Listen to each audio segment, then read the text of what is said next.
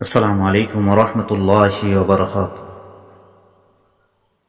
সম্মানিত দিনদার পরেশগার ঈমানদার ভাই ও বোনেরা, যারা অভাব অনটনের মধ্যে আছেন, এই দোয়াটি পাঠ করুন। ইনশাআল্লাহ আপনার অভাব অনটন দূর হবে আল্লাহ পাকের অশেষ দয়া ও মেহেরবানিতে।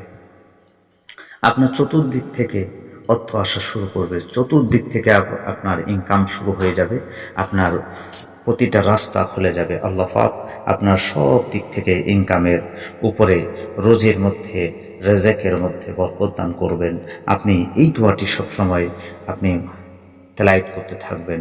বিসমিল্লাহির রহমানির রহিম প্রথমে বলবেন, এরপরে ইয়া জামিউ, ইয়া জামিউ, এই দোয়াটি অন্তত যখনই আপনি পাঠ করবেন, খুব কম হলেও আপনি 11 বার পাঠ করবেন। ইনশাআল্লাহ আপনার মনের আশা আকাঙ্ক্ষা পূর্ণ হয়ে যাবে, আর আপনার প্রতিটা রাস্তা খুলে যাবে, সব দিক থেকে আপনার ইনকাম শুরু হয়ে যাবে, অভাব অনটন আপনার দূর হয়ে যাবে।